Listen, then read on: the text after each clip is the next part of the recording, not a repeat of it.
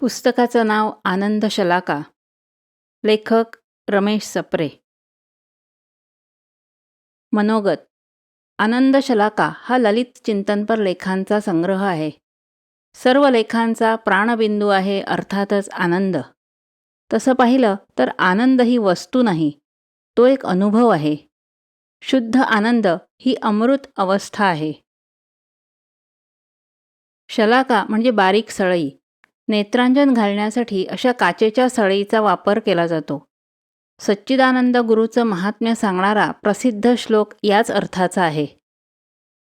अज्ञानतिमिरांधस्य ज्ञानांजनशलाकया चक्षुरुमीलितं येन तस्मै श्री गुरवे नमः. शलाकाचा आणखी एक अर्थ आहे किरण. आनंदाच्या सूर्यातून स्फटिकातून असे किरण सतत बाहेर पडत असतात. त्यांचा स्पर्श संजीवनी देणारा असतो. आनंदाच्या अनेक पैलूंचा विचार या पुस्तकात केलाय. त्याचा उद्देश एकच आहे, तो म्हणजे केव्हाही, कुठंही, कसंही, कोणत्याही परिस्थितीत आनंदात राहता येतं. तो अत्यंत सहज स्फूर्त आहे. तो मिळवणं हा आपला जन्मसिद्ध अधिकार आहे. आपण तो मिळवायला हवा. हे सारं इतकं सहज सुंदर असूनही सर्वांना सदैव आनंदानुभव का घेता येत नाही? हा खरा यक्षप्रश्न आहे. जगाची, समाजाची, कुटुंबाची, अगदी स्वतःची परिस्थिती कशीही असली तरी आनंदानुभव सदा सर्वदा सर्वत्र घेता येतो. या पुस्तकातील लेखांची शीर्षकं वाचली तरी आपल्याला याची कल्पना येईल. प्रत्यक्ष वाचून, प्रत्यक्ष मार्गदर्शन मिळवून आपलं जीवन आनंदानं ओतप्रोत भरून टाकता यावं ही तळमळ या लेखनामागे आहे. आनंद शलाकाच्या वाचनातून असा आनंद आपल्या जीवनाचा अविभाज्य भाग बनो ही सद्गुरूचरणी मनोभावे प्रार्थना. स्नेहांकित रमेश सप्रे.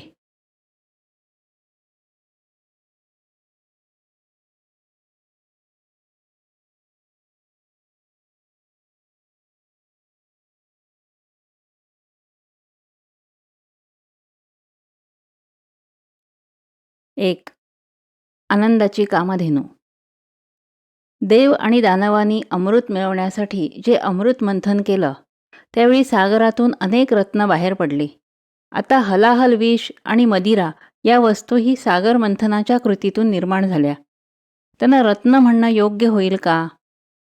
या प्रश्नावर विचार करायला हरकत नाही.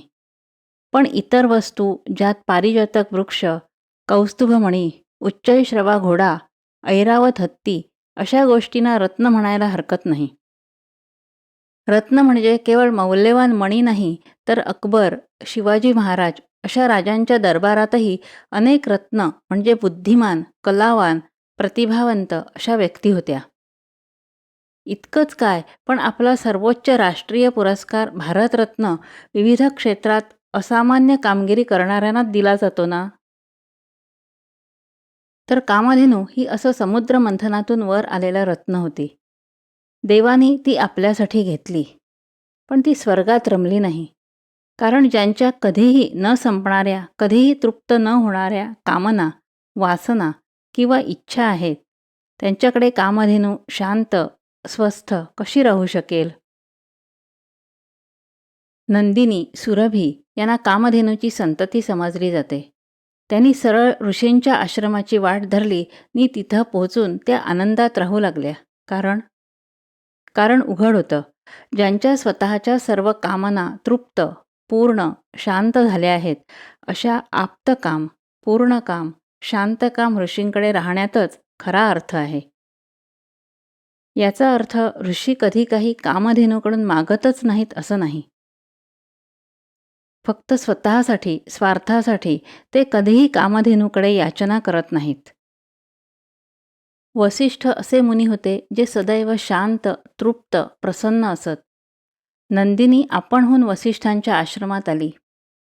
येणाऱ्या जाणाऱ्या सर्व अतिथींसाठी लागणारं अन्न, इतर सेवा साहित्य पुरवत राहिली. एक दिवस राजा विश्वामित्र आपल्या तहानेल्या, भुकेल्या सैनिकांना घेऊन वसिष्ठांच्या आश्रमात आला. त्यांना अगदी थोड्या वेळात यथेष्ट भोजन दिलं गेलं. राजाला आश्चर्य वाटून त्यानं विचारलं, मुनिवर, एवढी अन्नसामग्री आश्रमात होती का?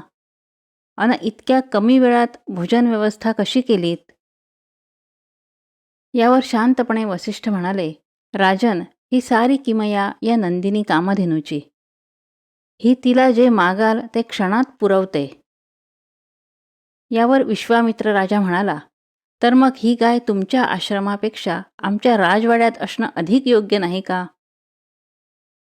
तिथं ती अनेकांच्या कामना तृप्त करील. वसिष्ठ उद्गारले, तिची इच्छा असेल तर ती तुमच्या मागून येईल. मी तिला तसं सांगतो. पण तिचीच इच्छा नसेल तर बळाचा उपयोग करून तिला ओढत नेऊ नका. परिणाम चांगला होणार नाही. यात विश्वामित्राला एक आव्हान वाटलं आणि तो तिला बळजबरीनं नेऊ लागला. नंदिनीनं स्वतःच्या शरीरातून सशस्त्र सैनिक निर्माण करून विश्वामित्राच्या सेनेचा पराभव केला. राजा निराश होऊन निघून गेला. वसिष्ठ म्हणत होते तेच खरं होतं. कुणाजवळ राहायचं हे कामधेनू स्वतः ठरवते. ज्याच्या कामना पूर्ण झालेल्या आहेत, कोणतीही वखवख हव्यास उरलेला नाही, अशांच्याच घरी कामधेनू जाते. पूज्य गोंदवलेकर महाराज या संदर्भात एक मार्मिक गोष्ट सांगत. एका साधूची जनसेवा पाहून देवानं त्याला एक कामधेनू दिली. त्याच्याकडे येणाऱ्या सर्वांच्या इच्छा ती पूर्ण करू शकत असे. साधूनं अनेकांसाठी अन्न, भांडी, गाद्या, कपडे अशा वस्तू कामधेनूकडून मागून अनेकांना तृप्त केलं. पण जेवल्यानंतर लोकांची ताटं, इतर भांडी, झोपून उठल्यावर त्यांच्या गाद्या, पांघरुणं हे सारं साठवत गेला. गाय ही मातेसमान असल्यानं तिच्यावर वजन ठेवता येत नाही, म्हणून तो स्वतःच्या डोक्यावरून सारा बोजा वाहून नेऊ लागला. ते पुढे असह्य होऊ लागलं. काय करावं या विचारात असताना समोरून एक माणूस गाढव घेऊन येताना दिसला. साधूनं त्याला म्हटलं, हा भार वाहण्यासाठी तुझं गाढव मला दे आणि त्या बदल्यात ही हवं ते मागाल ती देणारी कामधेनू घे. तो माणूस म्हणाला, मला सामान वाहून नेण्यासाठी गाढव लागतं. ही गाय घेऊन मी काय करू? हिला कसं पोसू? तरीही त्या साधूच्या आग्रहावरून त्यानं त्या कामधेनूकडून 1-2 वस्तू मागितल्या, ज्या तिनं त्वरित निर्माण केल्या. साधूनं गाढव घेऊन सारा भार त्याच्यावर टाकल्यावर त्याला हायसं वाटलं. त्याचवेळी तो माणूस मनातल्या मनात म्हणत होता, मी हिच्याकडून गाढवसुद्धा मागू शकतो आणि ही ते देईलही. मागे वळून त्या साधूकडे पाहत तो म्हणाला, कामधेनूकडून गाढव मागावं हे सुद्धा लक्षात आलं नाही साधूबाबांच्या. आपणही कामधेनूच्या बदल्यात गाढव मागण्याचा गाढवपणा करत नाही का? नाहीतर आतून नि सर्वत्र उसळणाऱ्या नि फुकट मिळणाऱ्या आनंदाचा त्याग करून शरीराची तात्पुरती सुख, इंद्रियांचे क्षणिक भोग विकत घेत नाही का? आनंदाची कामधेनू आपल्याला शाश्वत आनंद द्यायला तयार असताना क्षणोक्षणी पालटणारी शारीरिक सुख, ती सुद्धा पैसे, शक्ती, बुद्धी खर्च करून का विकत घेतो? विचार करूया.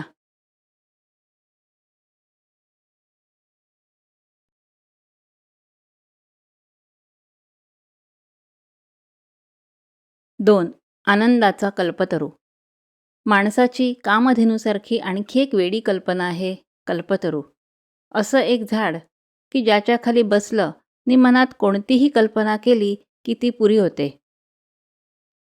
अशा झाडाच्या, कल्पवृक्षाच्या शोधात जगभर नि जीवनभर जरी फिरलो तरी त्याचा शोध लागतच नाही. कसा लागणार? कारण असा कल्पवृक्ष बाहेर नाहीच, तर आपल्या आतच आहे. सकारात्मक विचारसरणी नि त्यानुसार जीवनसरणी म्हणजे राहणी, करणी, वाणी हाच तो कल्पवृक्ष. पण अशी जीवनशैली किती जणांची असते?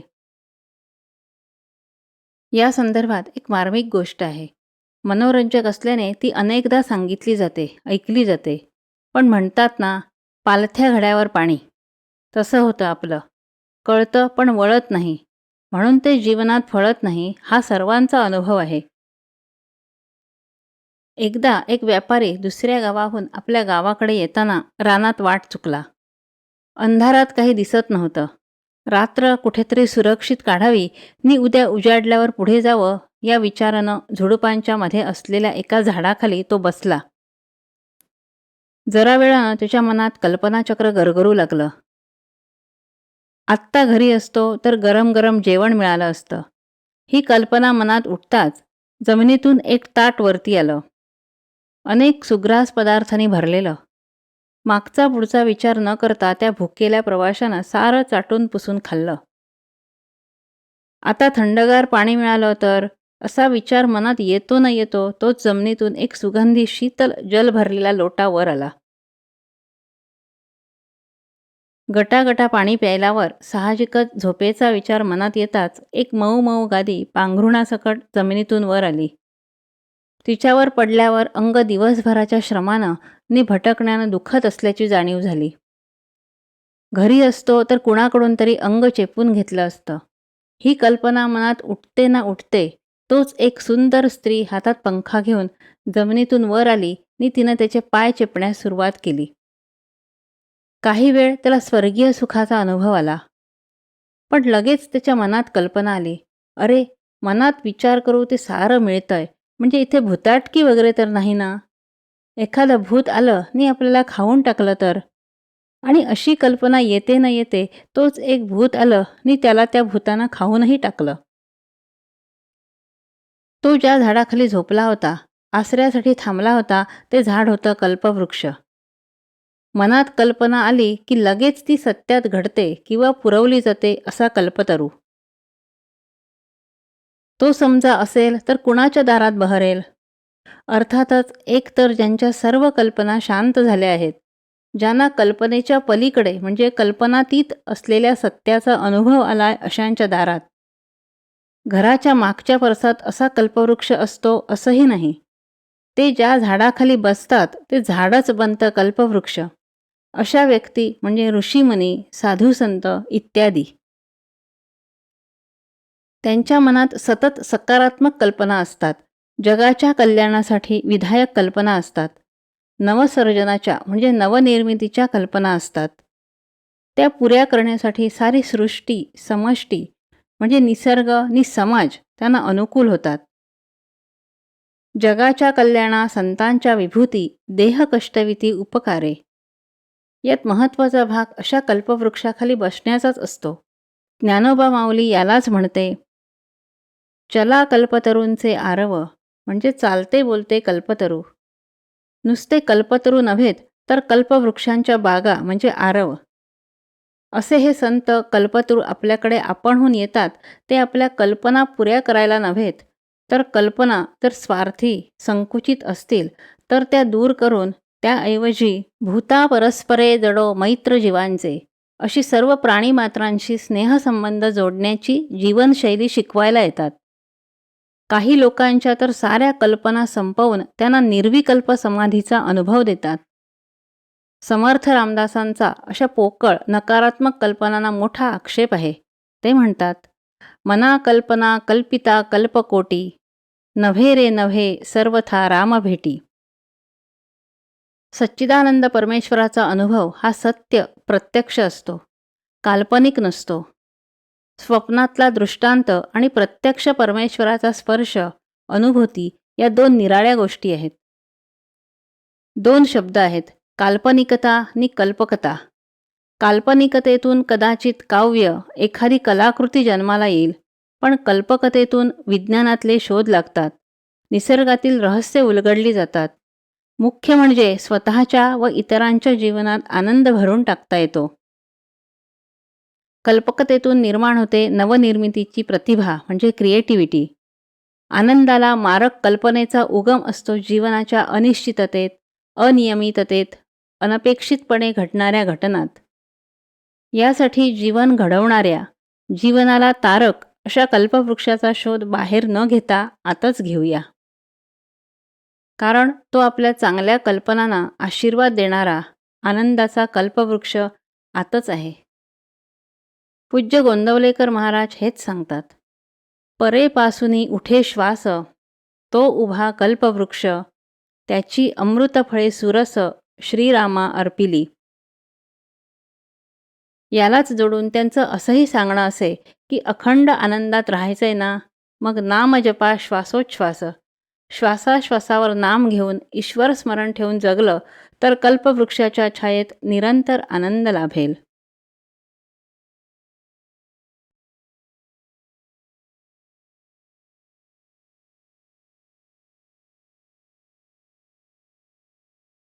3. आनंदाचा चिंतामणी.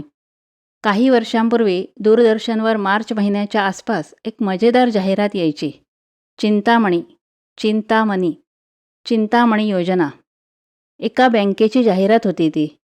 चिंतामणी नावाचा एक माणूस मार्च संपण्यापूर्वी पैसे कुठे कुठे गुंतवायचे या चिंतेत असतो. त्याच्या मनी म्हणजे मनात चिंता असते, मनीची म्हणजे पैशाची. त्यासाठी करमुक्त गुंतवणुकीची चिंतामणी योजना होती ती. यातील शब्दावरची कसरत जाहिरातीचा भाग म्हणून सोडली तरी मुद्दा महत्त्वाचाच आहे. आपण सारे चिंतातूर जंतू असतो. चिता मृतदेहाला एकदाच जाळते, पण चिंता जिवंत माणसाला जन्मभर जाळत असते. चिता नि चिंता, फरक फक्त अनुस्वाराचा, पण परिणाम. असे अनेक विचार सुविचार आपण वाचत असतो, म्हणत असतो. चिंतामणी या जादुई मण्याबद्दल आपण ऐकलेलं असतं. हा असा चमत्कार घडवणारा मणी आहे की हा हातात धरून मनात चिंतन करू ती वस्तू प्रत्यक्षात साकारते. तो एकदा मिळाला की साऱ्या चिंताच मिटल्या असं आपण समजतो. चिंता मिटल्या म्हणजे संपल्या असं नव्हे, तर त्या वेळेपुरत्या पुऱ्या झाल्या. पुन्हा नव्या चिंता निर्माण होतातच. आपल्या चिंतांचं एक वैशिष्ट्य म्हणजे त्या सर्व नकारात्मक, भयावह, जीवनातील आनंदाला ग्रहण लावणाऱ्या अशा असतात. महाभारतात यक्षप्रश्न नावाच्या प्रसंगात पिता यम यक्ष बनून आपला पुत्र युधिष्ठिर याला काही प्रश्न विचारून अज्ञातवासाच्या वर्षात सर्वांनी लपून राहण्याची युक्ती किंवा योजना सुचवण्यासाठी त्याची बुद्धी तेजस्वी करतो. त्यातलं एक प्रश्नोत्तर या संदर्भात महत्त्वाचं आहे. यक्ष विचारतो, जगात गवतापेक्षा विपुल काय आहे? त्याला युधिष्ठिर उत्तर देतो, मानवाच्या मनातील चिंता. किती खरं आहे हे उत्तर. एक वेळ पृथ्वीच्या पाठीवरचं गवत संपेल किंवा संपवून टाकता येईल, पण माणसांच्या मनातील चिंता काही नष्ट होणार नाहीत. या चिंतावर काही उपाय आहे का? निश्चितच आहे, चिंतन. तेही नकारात्मक नव्हे तर सकारात्मक चिंतन, पॉझिटिव्ह थिंकिंग. आनंदाच्या चिंतामणीचा अशा सकारात्मक चिंतनाशी संबंध आहे. सकारात्मकसाठी दुसरा शब्द आहे भावात्मक. साहजिकच त्याच्या विरुद्ध अभावात्मक म्हणजे निगेटिव्ह चिंतन.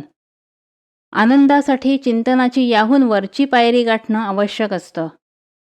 नुसतं भावात्मक नव्हे तर प्रभावात्मक चिंतन, इफेक्टिव्ह थिंकिंग. असं भविष्याबद्दलचं, भावी संकल्प प्रकल्पांबद्दलचं, येऊ घातलेल्या बऱ्या वाईट घटनासंबंधातलं प्रभावात्मक चिंतन हीच खरी आनंदाची खाण आहे. एकाच प्रसंगाकडे पाहताना एकाला अंधार दिसतो, तो निराश होतो, खचून जातो. तर त्याच परिस्थितीकडे दुसरा प्रकाशाच्या दृष्टीनं पाहतो. आता हेच पहा ना, एका गावात 2 पादत्राणं तयार करणाऱ्या कंपन्यांचे प्रतिनिधी येतात. निरीक्षणानंतर दोघांच्याही लक्षात येतं की 5,000 लोकवस्ती असलेल्या या गावात एकही जण चप्पल, बूट वगैरे काहीही वापरत नाहीत. सारे अनवाणी फिरतात. हे पाहून एका प्रतिनिधीनं आपल्या कंपनीला कळवलं, या गावात आपली पादत्राणं विकायला बिलकुल संधी नाही, कारण इथं कुणीही पादत्राणं वापरत नाहीत. याच वेळी दुसऱ्यानं कळवलं होतं, आपल्या कंपनीला इथे योग्य प्रचार आणि जाहिरात केल्यास पादत्राणं विकायला पूर्ण संधी आहे. 5,000 पादत्राणांचे जोड निश्चित खपवता येतील. या दुसऱ्या प्रतिनिधीला खरा चिंतामणी म्हणता येईल. पहिला प्रतिनिधी फक्त चिंतामणी धरून ठेवणाराच आहे. पेला अर्धा भरलाय, अर्धा सरलाय या म्हणण्यात विरोधाभास नाहीये. उलट अर्धा कुणीतरी वापरलाय, कुणाची तरी गरज म्हणजे तहान भागली आहे. निदान अर्ध्या पाण्यानं किंवा दुधानं भरलेला असेल तर उरलेला अर्धा हवेनं तरी भरलेला आहेच की. अन हवा ही कोणत्याही पेयापेक्षा अधिक जीवनदायी आहे, खरं ना? समर्थ रामदास मनाचे श्लोकमध्ये म्हणतात, करी सार चिंतामणी काचखंडे, तया मागता देत आहे उदंडे. म्हणजे हातात चिंतामणी असताना मनात काचेचे तुकडे म्हणजे काचखंडे असले तर तसेच उदंड तुकडे चिंतामणी तुम्हाला प्रत्यक्ष देणार आहे. आनंदाचा चिंतामणी ही कवी कल्पना नाही. सतत सर्व घटनांप्रसंगाबद्दल, वस्तुगोष्टीबद्दल प्रसन्न, प्रभावी चिंतन करत राहणं हाच आनंदाचा राजमार्ग आहे. तुम्ही मार्ग शोधा, मुक्काम तुम्हाला शोधत येईलच. या वाक्यात हेच सुचवलंय. मनात, विचारात सतत भावी कालाबद्दलची प्रकाशित चित्र असतील, नवनवीन उत्कट भव्य ध्येय असतील, तर जीवन आनंदानं ओतप्रोत भरून जाईल यात शंकाच नाही. लक्षात ठेवूया, प्रकाशित चिंतन नि प्रज्वलित मन म्हणजे इग्नायटेड माइंड हाच सतत तेजोमय चिंतामणी आहे आनंदाचा.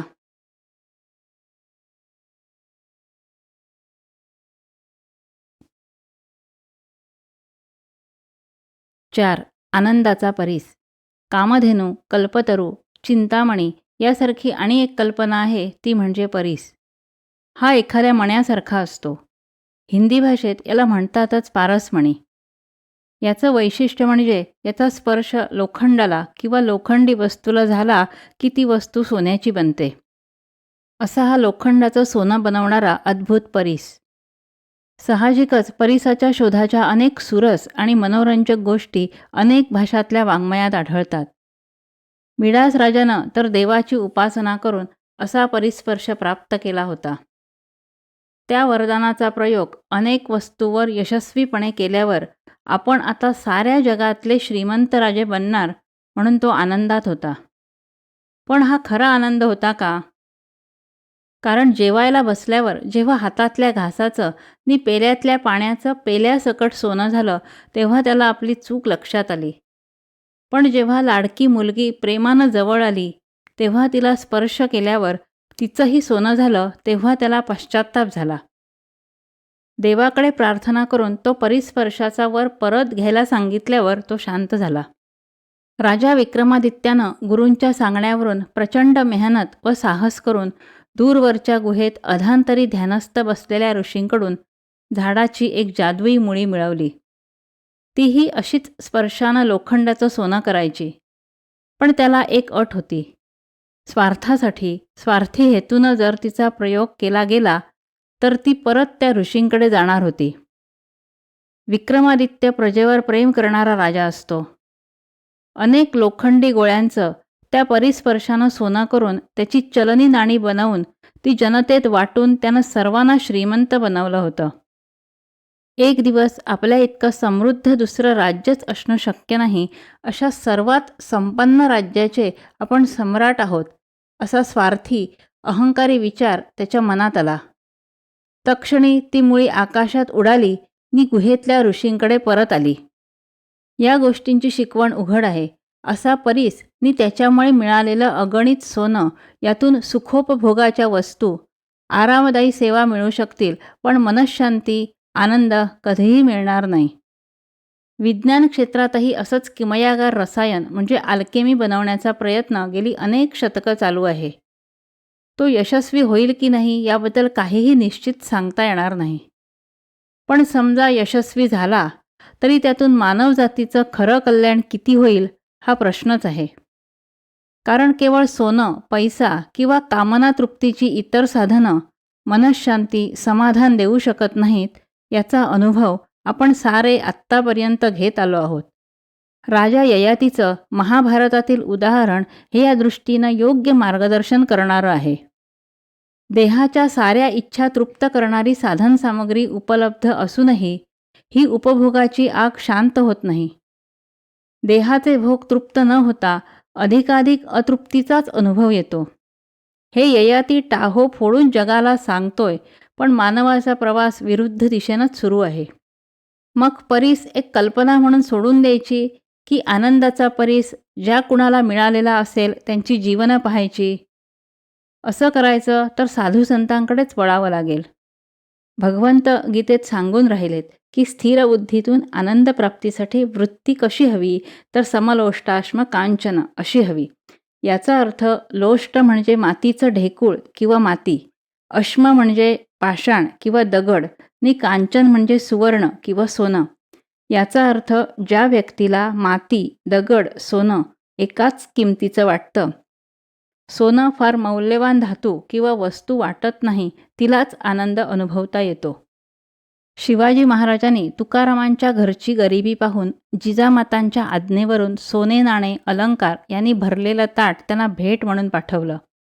तुकारामांना शिवराय गुरु मानत असत. पत्नी आवली हिचा तो नजराणा स्वीकारण्याचा आग्रह असूनही तुकोबांनी सोने नाणे आम्हा मृत्तिके समान असं म्हणून ते ताट परत पाठवलं.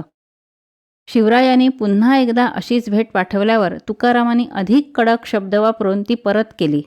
ते म्हणाले, सोने नाणे आम्हा सुकराच्या म्हणजे डुकराच्या विष्ठे समान. अशा वृत्तीमुळे तुकारामांचं जीवन कसं होतं? आनंदाचे डोही आनंद तरंग. सुवर्णसंधी एखादा प्रसंग सुवर्णाक्षरात लिहून ठेवण्यासारखा आहे. इतिहासाची सोनेरी पानं, विज्ञान संशोधनातील सुवर्ण क्षण किंवा सोन्यासारखा माणूस अशा शब्दप्रयोगातून ज्या सोन्याचा उल्लेख केला जातो तो खरं अनुभवाचं सोनं आहे. त्याचा ध्यास आपण घ्यायला हवा. यातून मिळतो तो शुद्ध आनंद. ज्ञानदेवांसारखे संत जेव्हा श्रोत्यांशी संवाद साधताना म्हणतात, परिसा हो अवधान देऊन किंवा परिसा हो तुलसी रामायण असं म्हटलं जातं, तेव्हा ती भावपूर्णतेनं लक्षपूर्वक ऐकण्याची म्हणजे परिसण्याची क्रियाच असतो खरा परीस आनंदाचा. वक्त्याचे साधे म्हणजे लोखंडासारखे शब्दही श्रोत्यांच्या कानाला परीस करून सोन्याचे बनून आत शिरतात. मुलांच्या, विद्यार्थ्यांच्या, ग्राहकांच्या, रुग्णांच्या किंवा अनुयायांच्या जीवनाचं सोनं करायचं असेल तर पालकांनी, शिक्षकांनी, व्यापाऱ्यांनी, डॉक्टरांनी म्हणजे सर्व व्यावसायिकांनी आणि नेते मंडळींनी स्वतः आनंदाचा परीस बनायला काय हरकत आहे? विचार करूया.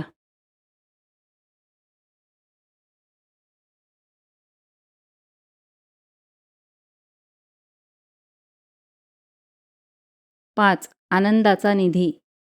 निधी म्हणजे खजिना, ठेवा किंवा भांडार. सागराला जलनिधी म्हणतात.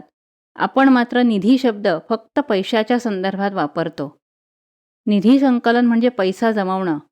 कलेचा, गुणांचा, ज्ञानाचा, भक्तीचाही निधी असतो याची आपल्याला कल्पनाही नसते. आनंदाचा निधी हा अशा प्रकारचा असतो. कितीही पैसा खर्च केला तरी सुखसोयी, आरामाची साधना विकत घेता येतात, पण आनंद नाही विकत घेता येत.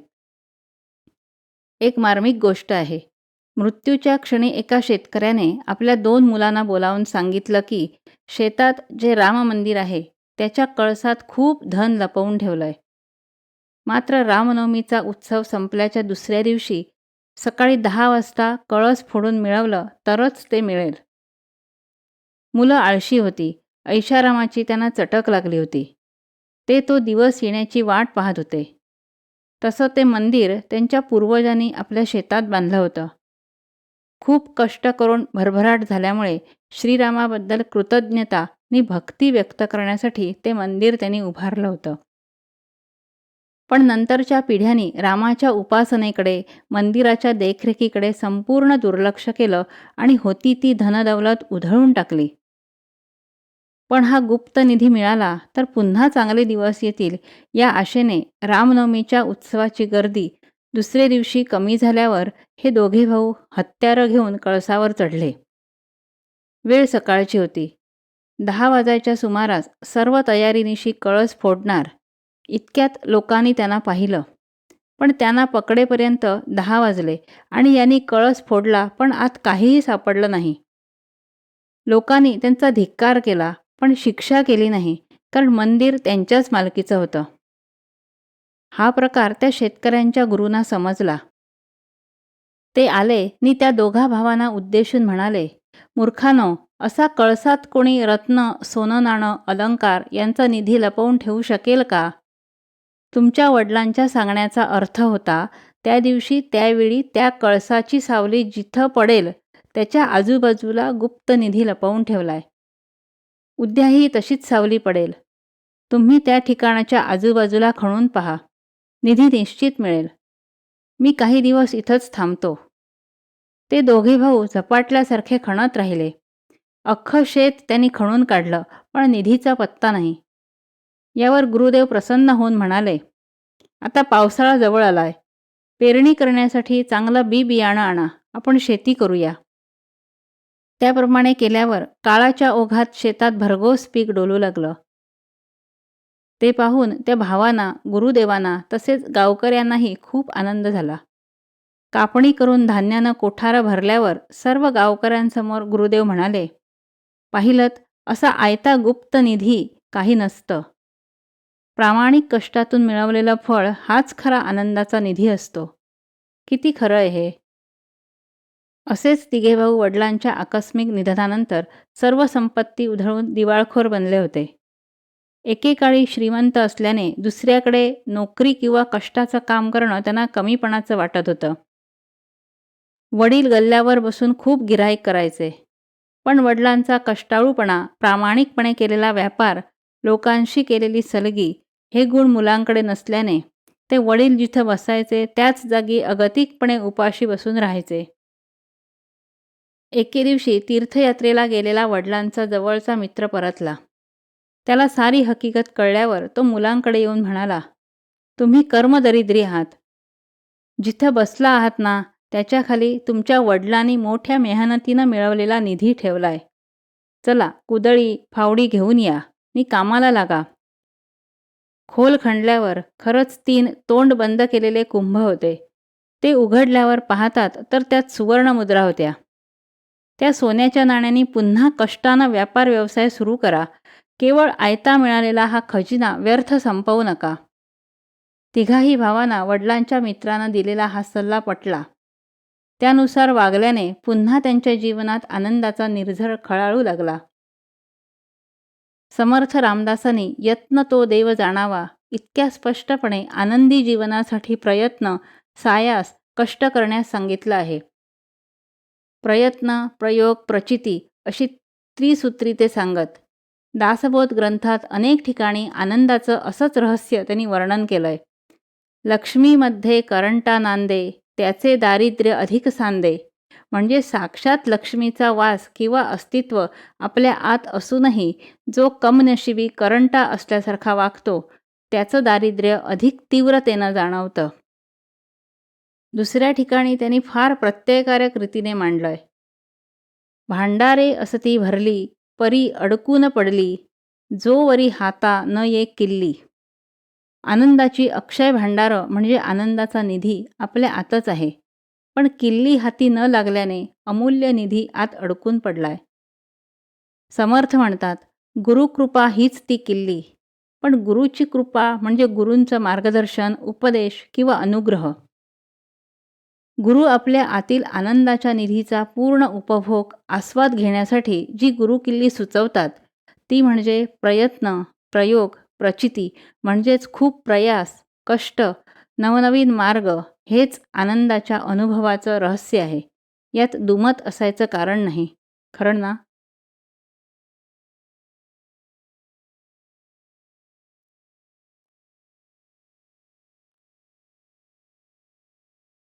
सहा, निष्काम सेवेतून आनंद.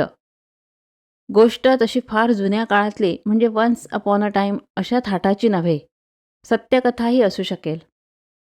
एक वैद्यबुवा रुग्णांना औषधं देण्याचं काम एका खेडेगावात करत होते. आयुर्वेद ही त्यांच्या दृष्टीनं केवळ वैद्यकीय पद्धती नव्हती, तर त्यांच्या सेवाधर्माची संहिता होती.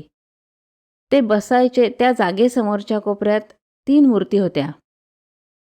फारशा रेखीव नव्हत्या. पण त्यांची मनोभावे पूजा केल्याशिवाय वैद्यबुवांचा दिवस सुरू होत नसे. एक मूर्ती होती हातात अमृतकुंभ म्हणजे आरोग्यकुंभ घेतलेल्या धन्वंतरीची. तर दुसऱ्या 2 होत्या देवांचेही वैद्य असलेल्या अश्विनी कुमारांच्या.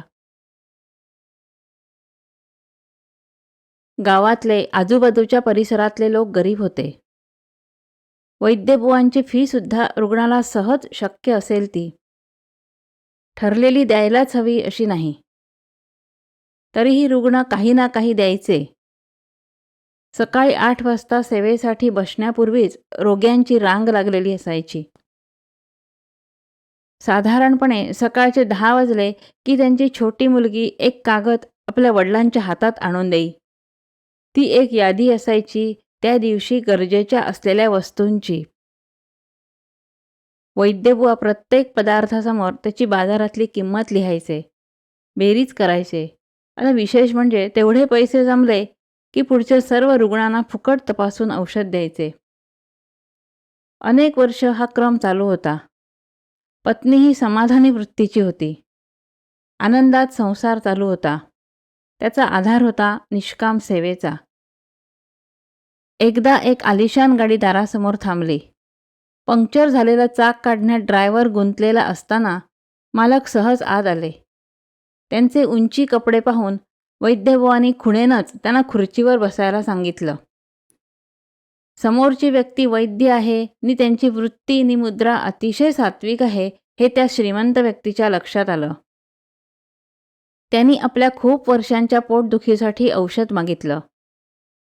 त्यांची माहिती विचारल्यावर समजलं की ते दिल्लीला मोठे व्यापारी आहेत. त्यांची विधवा बहीण त्या भागात राहते. तिला भेटायला ते कधीतरी येतात.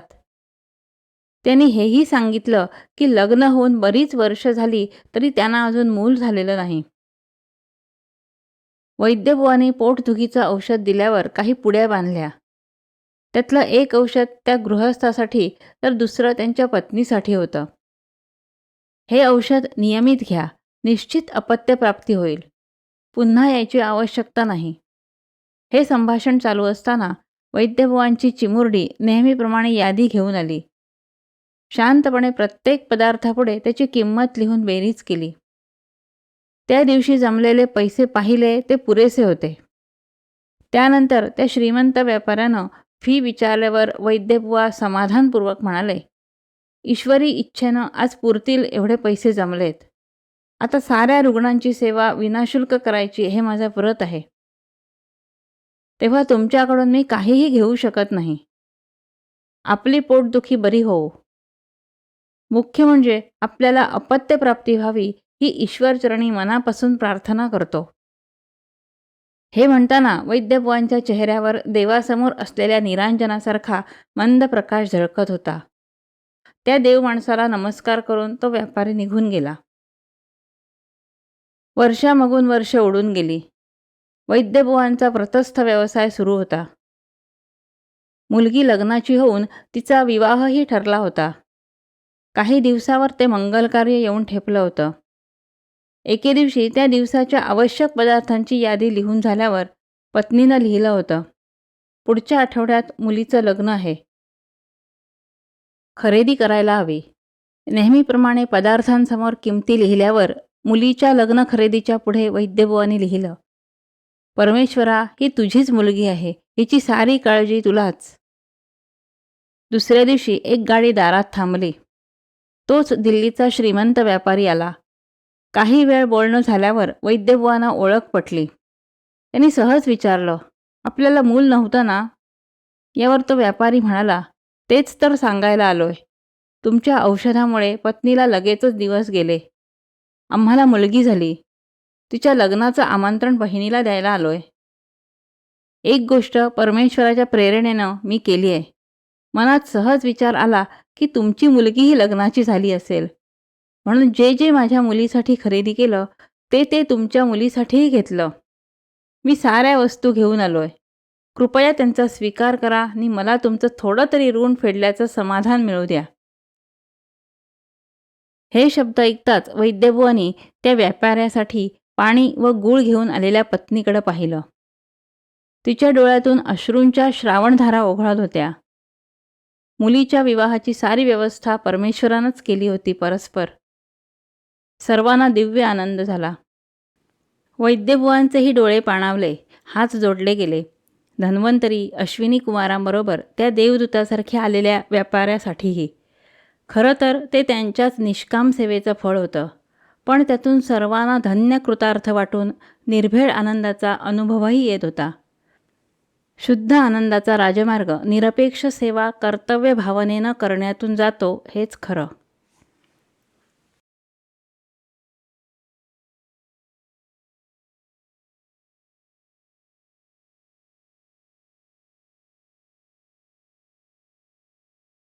7. दिव्य कृतीतून आनंद. काही शब्द हे जोडीने येतात. भव्य दिव्य किंवा भव्य दिव्य उदात्त. भव्य मंदिर, भव्य वास्तू, भव्य प्रदर्शन, भव्य पुतळा इत्यादी. भव्य गोष्टी या दृश्य असतात. खरं पाहिलं तर भव म्हणजे संसार, जग, आजूबाजूची सतत बदलणारी, हलणारी परिस्थिती, सागरावरच्या लाटांसारखी. हे सारं आपण पाहू शकतो, प्रत्यक्ष अनुभव घेऊ शकतो. या उलट दिव म्हणजे देवत्व, दिव्यत्व, असामान्य गुण किंवा चारित्र्य. उदात्त शब्दही असाच उच्च मूल्य, भाव, विचार व्यक्त करणारा. दिव्य, उदात्त अनुभव हे इंद्रियातून घेता येत नसले तर इंद्रियांच्या पलीकडील मन, बुद्धी, चित्त यांच्याद्वारे घेता येतात. अतिशय सामान्य व्यक्तीही आपल्या जीवनात काहीतरी असं दिव्य, उदात्त करून जाते.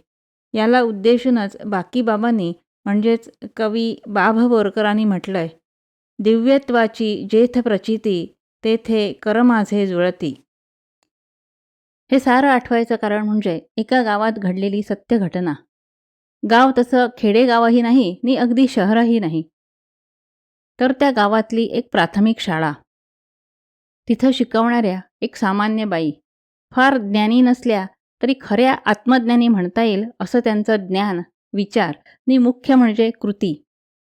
साहजिकच बाई विद्यार्थ्यांच्या लाडक्या होत्या. पालकांच्याही आवडत्या होत्या, कारण आपलं सर्वस्व त्या विद्यार्थ्यांसाठी वापरायच्या. एवढंच नव्हे तर मुलांचं कल्याण, शिक्षण यांच्याशीच लग्न लावल्यानं त्या साऱ्या गावाच्या सर्वात आदरणीय व्यक्ती होत्या. साहजिकच गावातील, परिसरातील जवळजवळ प्रत्येक घराशी त्यांचा जिव्हाळ्याचा व्यक्तिगत संबंध होता. कोणताही पाश, बंधन नसल्याने आपण हल्ली ज्याला 24x7 म्हणतो, तशा आयुष्याचा प्रत्येक श्वास नि क्षण जनसेवेसाठी वेचत होत्या. हल्ली बहुसंख्य मुलं निदान प्राथमिक शाळेत तरी जातातच. त्यामुळे त्या बाईंचे असंख्य विद्यार्थी होते, ज्यांच्या जीवनाशी बाईंचे प्रत्यक्ष संबंध होते. एकूण काय, बाईंचं जीवन हा ज्ञानदानाचा, जीवन शिक्षणाचा अखंड धगधगणारा यज्ञ होता. अगदी छोट्यातल्या छोट्या कृतीतही बाई प्राण ओतायच्या आणि मुलांनाही तसं करायला शिकवायच्या. त्यांचं सारं जीवन म्हणजे अगणित दिव्य कृत्यांची मालिका होतं. सतत ध्येयपरायण नि सेवारत असल्यानं बाईंना उत्तम आरोग्य नि दीर्घायुष्याचं वरदान लाभलेलं होतं. त्यांच्या चेहऱ्यावरचं हास्य कधी मावळत नसे. दिवस रात्रींची अनेक शिबिरं घेऊन बाई मुलांना आणि सहशिक्षिकांना सहजीवनाचं प्रात्यक्षिक करून दाखवायच्या. त्यावेळी त्या जर इतरांच्या आधी झोपल्या तर झोपेतही त्यांच्या चेहऱ्यावर धन्य, प्रसन्न हास्य असायचं, असं इतर शिक्षिका सांगत. कॅलेंडरच्या तारखेप्रमाणे वयाच्या 60व्या वर्षी निवृत्त झाल्यावरही बाई कधी रिटायर झाल्याच नाहीत. अक्षरशः अखेरच्या श्वासापर्यंत त्या विद्यार्थ्यांसाठी काही ना काही चांगलं करतच राहिल्या. पण काळाची सत्ता कुणालाही झुगारता येत नाही. तसंच झालं. बाईंनी शेवटचा श्वास सोडला. साऱ्या परिसरात शोककळा पसरली. बाईंची स्वतःची मालमत्ता अशी काही नव्हतीच. कोणीही नात्याचं नसल्यामुळे देहाला अग्नी कुणी द्यायचा अशी चर्चा चालू असतानाच एका शिक्षिकेला बाईंच्या उशाखाली एक पत्र मिळालं. त्यांचं इच्छापत्र किंवा मृत्यूपत्र होतं ते. त्यात स्पष्ट लिहिलं होतं, माझ्या मृत्यूनंतर माझ्या देहावर कोणतेही अंत्यसंस्कार करू नयेत. तो देह आपल्याच भागातील वैद्यकीय महाविद्यालयाला देण्यात यावा. तसं देहदानपत्र मी तयार करून ठेवलेलं आहे. ही माझी अंतिम इच्छा समजावी. बाईंच्या इच्छेनुसार देहदान करण्यात आलं. त्या वैद्यकीय महाविद्यालयात बाईंच्या शिक्षणाचा नि संस्कारांचा स्पर्श झालेले अनेक विद्यार्थी होते. बाईंचा मृतदेह ज्यावेळी अभ्यासासाठी मुलांसमोर आला, त्यावेळी त्याची चिरफाड म्हणजे डिसेक्शन करायला कोणताही विद्यार्थी तयार होईना. ज्याने आपली जीवनं घडवली त्यांच्या देहाची चिरफाड, या विचारानंच विद्यार्थ्यांच्या डोळ्यात अश्रू जमा झालेले. कारण त्या त्यांच्या बाई नव्हत्या, तर मूर्तिमंत आईच होत्या. सारेजण तटस्थ उभे होते, जणू मूक श्रद्धांजली वाहत होते. त्यांच्या शिक्षकांनाही काय करावं हा प्रश्न पडला. त्यावेळी प्रयोगशाळेचा शिपाई आकाशवाणी झाल्यासारखं बोलला, "अरे पाहता काय, ज्या बाईनं तुमच्यावर काळजातून प्रेम केलं ते काळीज कसं होतं ते तरी पहा. शिका त्यातून. बाईचा देह चिरून त्याचा अभ्यास केल्याशिवाय त्यांच्या आत्म्याला शांती नाही मिळणार. तो तळमळतच राहणार." हे शब्द ऐकल्यावर चमत्कार झाल्यासारखे विद्यार्थी बाईंच्या मृतदेहाकडूनही शिकत राहिले. त्यांच्या जिवंत देहानं तर विद्यार्थ्यांनी तन मन जीवन फुलवली होतीच. अतिशय सामान्य वाटणाऱ्या बाईंनी दिव्य जीवन जगून जिवंत आनंद निर्माण केला होता. अशा दिव्यत्वाला आपण अभिवादन करताना आपणही असं काहीतरी करण्याचं अभिवचन देऊया, संकल्प करूया.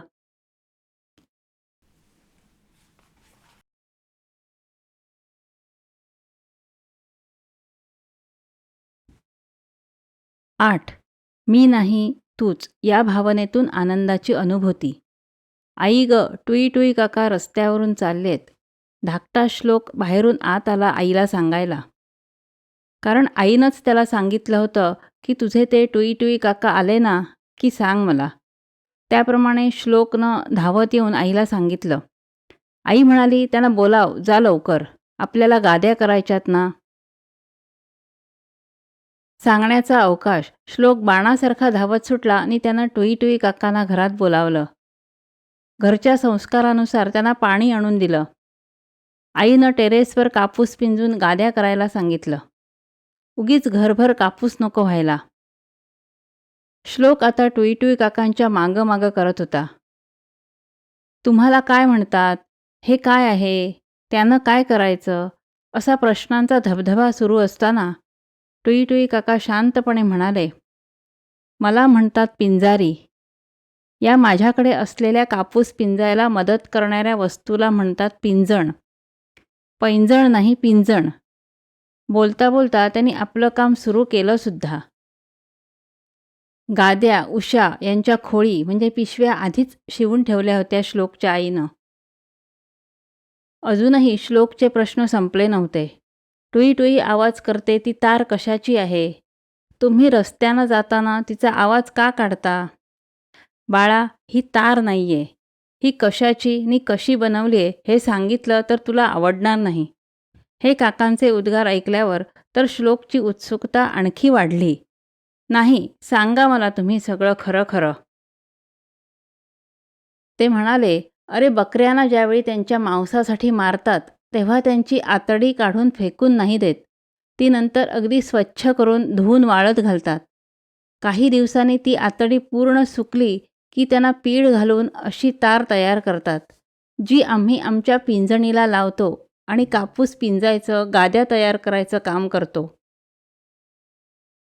यावेळी आजोबा तिथे आले आणि म्हणाले, पाहिलंस श्लोक, बकऱ्या जिवंतपणी तर आपल्या उपयोगी पडतातच, पण मेल्यानंतरही त्यांचा आपल्याला उपयोग होतो.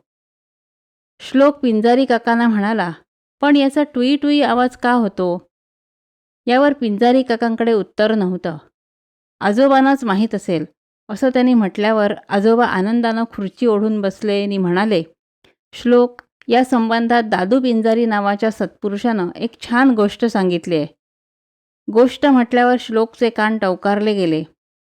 पिंजारी काकाही कान देऊन ऐकू लागले. हाताने त्यांचं काम चालूच होतं. आजोबा म्हणाले, अरे या पिंजारी काकांसारखा एक दादू पिंजारी म्हणून साधू होऊन गेला. तो ही गोष्ट सांगायचा. म्हणजे राजा राणी किंवा चिमणी कावळ्यासारखी गोष्ट नाही. शिकवण देणारी गोष्ट आहे ही. तू बकरी, बोकड, मेंढी यांचा आवाज ऐकलायस ना? हो आजोबा, मे मे मे. या श्लोकच्या आवाजावर काका आजोबा दोघंही हसू लागले. आयुष्यभर मे मे मेच करत राहतात. इतकंच काय, पण मारलं जातानाही शेवटच्या श्वासापर्यंत मे मेच करत मरतात. यावर दादू पिंजारी काय म्हणतो माहिती आहे? या आजोबांच्या प्रश्नावर पिंजारी काका आणि श्लोक दोघंही एकदम उद्गारले. काय म्हणतो? आजोबा संथपणे सांगू लागले, मे मे म्हणजेच मैं मैं, म्हणजे मी, दुसरं कोणी नाहीच, फक्त मीच. याला अहंकार किंवा गर्व म्हणतात. दादू पिंजारी हे बकरीचं उदाहरण देऊन माणसाच्या स्वभावाबद्दल सांगतोय. प्रत्येकाच्या अहंकाराचा फुगा कायम फुगलेला असतो. जरा काही झालं की आपला अपमान होतो, आपल्याला राग येतो, आपण सूड घेण्याचा विचार करतो. सर्व जगात मीच श्रेष्ठ असं प्रत्येकजण मानत असतो. त्यामुळेच त्यांच्या जीवनात ताणतणाव, चिंता, दुःख निर्माण होतात. दादू सांगतो की त्या बोकडाला सुद्धा शेवटपर्यंत कळत नाही. मरतो तेही मे करतच. त्याला मी म्हणजे सर्वात शक्तिमान, महान नाही हे कळत नसलं तरी माणसाला कळतं ना. मेल्यानंतर त्या बोकडाच्या आतड्याची तार बनवून पिंजणीला लावतात असं पिंजारी काकांनी सांगितलं ना. म्हणजे मरून आतड्याची तार पिंजणीवर चढवल्यावरच त्यातून टुई टुई म्हणजे तूही तूही, मैं नाही तू तूही, मी नाही तूच, असा परमेश्वराबद्दलचा कृतज्ञतेचा भाव तूही म्हणून व्यक्त होतो. पिंजारी काका एकदम उद्गारले, वाह क्या बात है. श्लोकला आजोबांनी सांगितलेलं सगळं समजलं नाही, पण टुई टुई आवाजाचं रहस्य मात्र कळलं. त्यानं विचारलं, या गोष्टीतून आपण काय शिकायचं? आजोबा आनंदाने म्हणाले, अरे अहंकार म्हणजे सर्व बाबतीत मी करणं वाईट आहे. कुठलाही माणूस कितीही मोठा झाला तरी इतरांमुळेच तो मोठा झालेला असतो. हे लक्षात घेऊन नेहमी दुसऱ्याचा मोठेपणा मान्य करायचा असतो. इतरांना मान द्यायचा असतो. प्रत्येक चांगल्या बाबतीत मी नाही तूच असं म्हणणं योग्यही असतं आणि आवश्यकही असतं. खरंच आहे, आपण सर्वांनी असा विचार केला तर देव शोधायला मंदिर, मशिदीत किंवा चर्च, गुरुद्वारात जायला नको. मोठे मोठे ग्रंथ वाचून एखादा माणूस ज्ञानी बनेल, पण खरा विद्वान तोच जो प्रेम या शब्दातली अडीच अक्षरं समजून आपल्या जीवनात आणतो. अशी व्यक्तीच सर्वावर प्रेम करत अखंड आनंदाच्या सागरावर मजेत तरंगत हेलकावत राहते. प्रयोग करून प्रत्यक्ष अनुभव घ्यायला काय हरकत आहे?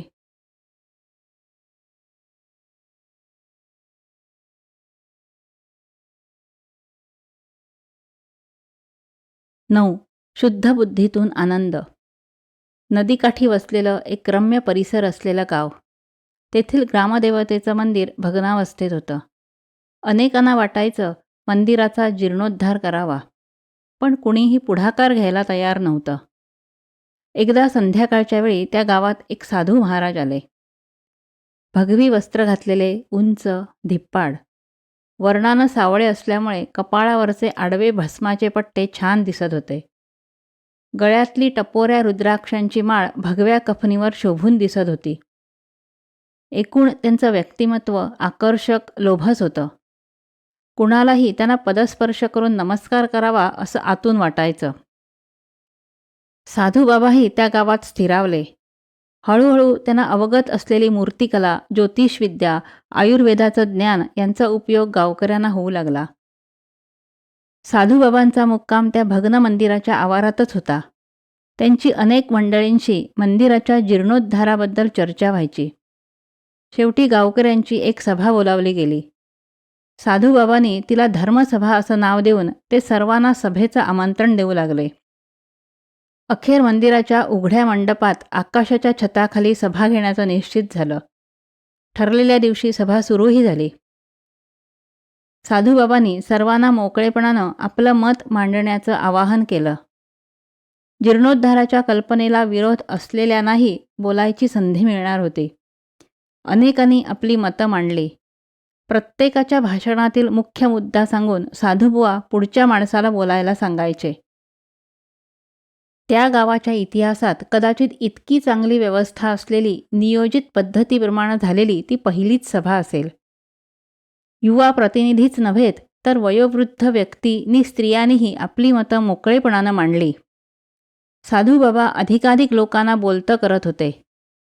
यातून जनमानसाचा कानोसा घेता येत होता. शिवाय देऊळ बांधण्यापूर्वी गावातल्या लोकांची मनं एकत्र बांधणं आवश्यक होतं, यात ते यशस्वीही झाले. सर्वानुमते सर्वांच्या सहकार्यातून एक सुंदर मंदिर बांधण्याचं ठरलं. गाभारा मोठा असणार होताच, पण त्याहून विशाल असणार होता मंदिराचा मंडप. तिथे सर्व प्रकारचे सांस्कृतिक कार्यक्रम, विविध कलांचं मार्गदर्शन आणि मुख्य म्हणजे नियमितपणे गावकऱ्यांच्या सभा घेतल्या जाणार होत्या. सभेचा समारोप साधूबाबांनी एका अभिनव प्रयोगाद्वारे केला. पूर्वदर्शनाचा प्रयोग. सर्व गावकऱ्यांना डोळे मिटून ताठ आणि स्थिर बसायला सांगितलं.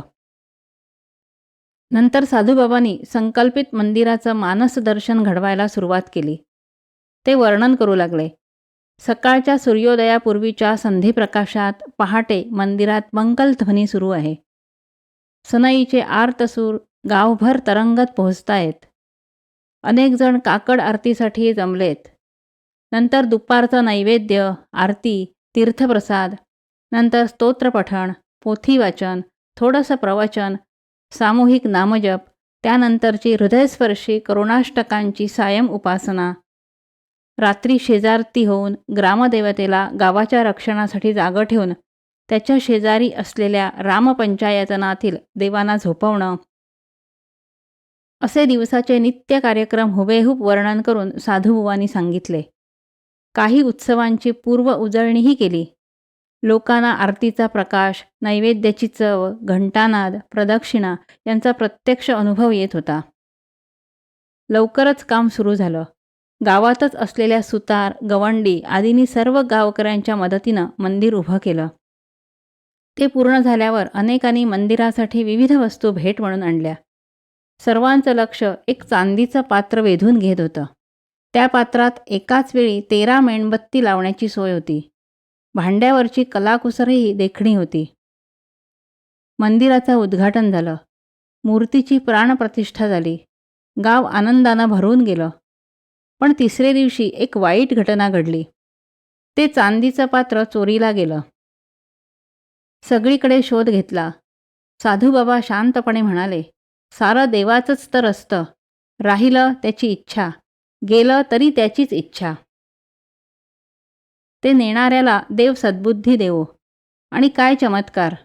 काही दिवसांनी खाली मान घालून एक व्यक्ती आली. ती त्या गावातली नव्हतीच.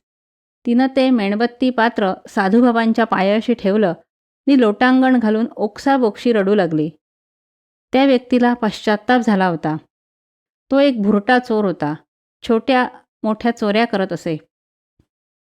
त्याला उठवून आलिंगन देऊन छातीशी धरून साधूबाबा म्हणाले, अरे, मी हे पात्र कुणाला तरी बक्षीस देणारच होतो. ते आता तुला देतो. तू चोरी नाही केलीस. मीच तुला ही भेट दिली असं सर्वांना सांगेन. यावर तो चोर आणखीनच रडत म्हणाला, साधू महाराज, मला भेट नको. चोराच्या जीवनातून मला मुक्ती हवी आहे. मला आपल्या पायाशीच ठेवा. सेवक म्हणून, दास म्हणून माझा स्वीकार करा. साधूबाबा प्रसन्नपणे म्हणाले, तथास्तु. जमलेल्या मंडळींना उद्देशून म्हणाले, बघा, याची बुद्धी शुद्ध झाली आणि कृती बदलली. पश्चात्तापाच्या अश्रूंनी याची पापं धुतली गेली. आपल्याला आपलं चांदीचं पात्र परत मिळालं, त्यापेक्षाही एक भक्त आणि दास मिळाला. सारी त्या भगवंताची इच्छा. साऱ्यांची मनं डोळ्यातल्या पाण्यानं धुतली गेली होती. त्या पाण्याच्या आनंद सरोवरात सारेजण मनसोक्त न्हात होते.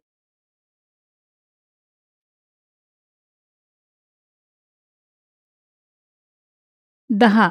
काय मागावं, कसं मागावं. अवंती हे छोटंसं पण आदर्श राज्य होतं. राजा विक्रमसेन हा प्रजेवर मुलासारखं प्रेम करणारा होता. यथा राजा तथा प्रजा या न्यायानं सारी प्रजाही आपल्या राजाला माता, पिता, सखा, स्वामी अशा सर्व नात्यांनी जणू देवच मानत होती. राज्यातील कायदा सुव्यवस्था नीट राहावी यासाठी विक्रमसेन अत्यंत दक्ष असे. विविध वेषांतर करून तो आपल्या राज्यातून वेळी अवेळी फिरत असे. त्यामुळे केवळ मंत्री व त्यांनी दिलेले राज्यातील परिस्थितीबद्दलचे अहवाल याच्यावर तो अवलंबून नसे. एकदा अंधाऱ्या रात्री सामान्य माणसासारखे कपडे घालून राज्याच्या सीमा भागात फिरत असताना विक्रमसेन रस्ता चुकला. भटकत भटकत तो एका झोपडीवरच्या घराकडे पोचला. त्याला दारं खिडक्या होत्या, पण दरवाजे नव्हते. म्हणजे रात्रंदिवस त्या गावातील घरं उघडीच असायची. इतकी सुरक्षितता लोक आपल्या राज्यात अनुभवतात हे पाहून राजा मनोमन खुश झाला. पण लगेचच त्याला प्रचंड भूक आणि तहान याची जाणीव झाली. समोरच्या झोपडीत डोकावून पाहिलं तर खोलीच्या मध्यभागी गवत जमिनीवर पसरून नी हातांची उशी करून एक शेतकऱ्यासारखा दिसणारा माणूस शांत झोपला होता. दुसरं कोणीही तिथे नव्हतं. आपण आल्याचं कळावं म्हणून राजा जोरात हाकरला. त्या आवाजानं झोपडीत शांत झोपलेला तो माणूस जागा झाला. त्यानं आलेल्या व्यक्तीची विचारपूस केली. एक व्यापारी असलेली ती पाहुणी व्यक्ती एका रात्रीसाठी आसऱ्याला आली होती. राजानं आपली ओळख एक वाट चुकून भरकटलेला व्यापारी अशी करून दिली होती. सगळा माल खपल्यामुळे त्याच्याजवळ कोणतंही सामान नव्हतं. त्याची ती परिस्थिती पाहून झोपडीतल्या माणसानं गवत पसरून त्याला बसायला सांगितलं. प्यायला खापरातून पाणी दिलं. यानंतर भोजनासाठी काही फळं, कंदमुळं आणायला तो बाहेर गेला. थोड्याच वेळात मिळतील ती फळं वगैरे घेऊन आला. अतिशय प्रेमानं त्या व्यापाऱ्याला खायला देऊन त्याच्याशी बोलत बसला. दुसरे दिवशी सकाळी तो व्यापारी म्हणजेच राजा विक्रमसेन जायला निघाला. जाताना तो झोपडीत राहणाऱ्याला म्हणाला, "इतकं रुचकर भोजन आणि एवढी गाढ झोप मी कधीही अनुभवली नाही. मी प्रसन्न झालोय. पाहिजे ते माग." यावर त्या झोपडीत राहणाऱ्याला हसू आलं. तो म्हणाला, "अंगावरच्या कपड्यानिशी तू माझ्या आश्रयाला आला होतास. तू काय मोल देऊ शकणार आहेस मला?" दोघांचा असा संवाद चालू असताना राजाच्या शोधासाठी आलेल्या सैनिकांनी राजाला पाहून त्याचा जयजयकार केला. तेव्हा त्या झोपडीत राहणाऱ्याला कळलं की आपल्याकडे आश्रयाला आलेली व्यक्ती कोणी व्यापारी नसून प्रत्यक्ष अवंती नरेश विक्रमसेन आहे. तेव्हा त्याच्या आश्चर्याला पारावार उरला नाही.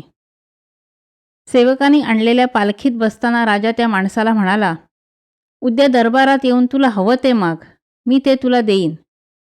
राजा गेल्यावर तो माणूस काय मागायचं याच्यावर विचार करू लागला. "मी 1000 सुवर्णमुद्रा मागितल्या आणि राजा म्हणाला, बस इतक्याच.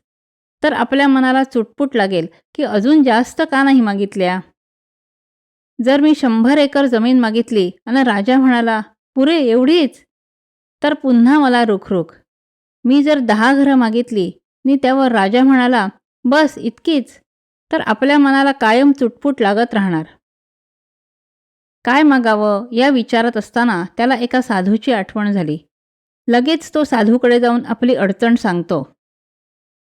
यावर प्रसन्नपणे हसून साधू उद्गारतो, "तू राजाकडे जाऊन माग की त्याला शोभेल असं काहीतरी द्यावं." दुसऱ्या दिवशी दरबारात येऊन त्या माणसानं साधूनं सांगितल्याप्रमाणे मागितलं. राजा विचारात पडला. त्याला वाटलं आपण 10,000 मोहरा, 100 एकर जमीन आणि 10 घरं देऊ केली आणि या माणसानं जर बस इतकंच, एवढंच असं म्हटलं तर लोकांसमोर आपली लाज काढली जाईल. त्यानं आपली ही अडचण मंत्र्याला सांगितली. मंत्री म्हणाला, "तुमच्याकडे जास्तीत जास्त देण्यासारखं काय आहे? तर सर्व सैन्य, वैभवासह तुमचं राज्य ते सर्व देऊन टाका. त्यापेक्षा जास्त काही तुम्ही देऊच शकणार नाही." राज्य कसं द्यायचं हा प्रश्न राजाच्या चेहऱ्यावर पाहून मंत्री म्हणाला, "राजेसाहेब घाबरू नका. हा माणूस अविवाहित आहे आणि आपली राजकन्या लग्नाच्या वयाची झाली आहे. राज्याबरोबर तीही देऊन टाका. म्हणजे हा माणूस घर जावई बनून आपलंच राज्य आपल्याकडेच राहील. यात सर्वांचं कल्याण आहे." राजाला ही कल्पना खूप आवडली. त्यानुसार सारं घडून सुद्धा आलं. खरंच कुणालाही अगदी देवाला सुद्धा काही मागताना आपलं काही मागण्यापेक्षा त्यालाच शोभेल, योग्य वाटेल ते त्यानं द्यावं एवढंच मागावं. यात एक महत्त्वाचा लाभ आहे. देव देईल ते आपल्या हिताचं, कल्याणाचंच असेल.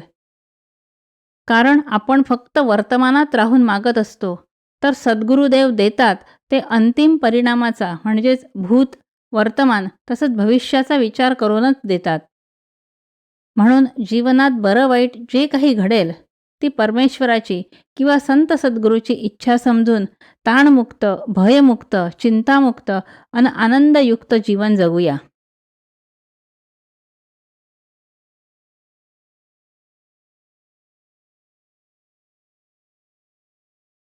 11. भक्तरक्षक आनंददायी भगवंत.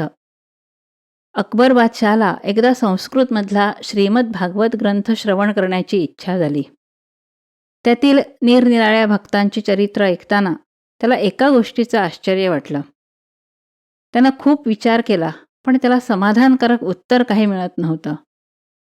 त्यानं विद्वानांना, पंडितांना सुद्धा तो प्रश्न विचारला, पण त्याच्या उत्तराने बादशहाचं काही समाधान झालं नाही. शेवटी तो प्रश्न बादशहानं बिरबलालाच विचारायचं ठरवलं. असा तो प्रश्न तरी काय होता? अकबरानं भागवत ग्रंथात अनेक प्रसंगी भक्तांनी संकटात असताना धावा म्हणजे प्रार्थना केल्यावर भगवंत स्वतः धावून येतो आणि भक्तांचं रक्षण करतो, त्यांना संकटमुक्त करतो हे ऐकलं.